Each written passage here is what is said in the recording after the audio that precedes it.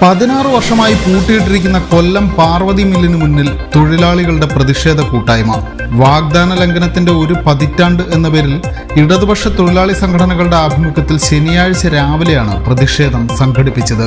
പാർവതി മില്ലിലെ നിലവിലുള്ളതും പിരിഞ്ഞുപോയതുമായ തൊഴിലാളികൾ പങ്കെടുത്ത പ്രതിഷേധം CITU കൊല്ലം ജില്ലാ സെക്രട്ടറിയും സംസ്ഥാന കശുവണ്ടി വികസന കോർപ്പറേഷൻ ചെയർമാനുമായ S ജയമോഹൻ ഉദ്ഘാടനം ചെയ്തു.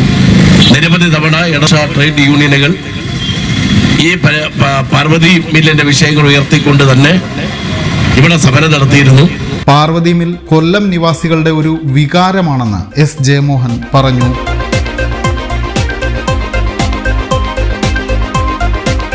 പാർലമെന്റിൽ പ്രസംഗങ്ങൾ നടത്തുകയും മാധ്യമങ്ങളിൽ വാർത്ത കൊടുക്കുകയും ചെയ്യുന്നതിനപ്പുറം ജനങ്ങളുടെ ആവശ്യങ്ങൾ നേടിയെടുക്കാൻ കൊല്ലം MP NK പ്രേമചന്ദ്രന് കഴിയുന്നില്ലെന്നും S ജയമോഹൻ ആരോപിച്ചു. മില്ലിലെ തൊഴിലാളി സമര ചരിത്രത്തിലെ RSPയുടെ പങ്ക് ഓർമ്മിപ്പിച്ചുകൊണ്ടായിരുന്നു CPM ജില്ലാ സെക്രട്ടേറിയറ്റ് അംഗം X ഏണസ്റ്റിന്റെ പ്രസംഗം.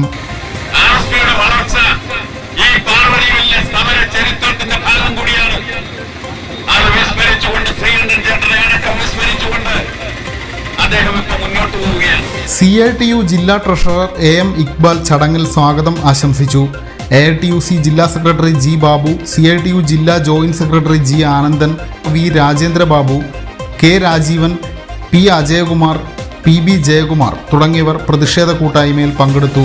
AITUC ജില്ലാ വൈസ് പ്രസിഡന്റ് B രാജു കൃതജ്ഞത അറിയിച്ചു. പാർവതി മില്ല് പൂട്ടിക്കിടക്കുന്ന വിഷയത്തിൽ കൊല്ലം MPയുടെ അനാസ്ഥ സമൂഹ മാധ്യമങ്ങളിലടക്കം വലിയ ചർച്ചയായിരുന്നു.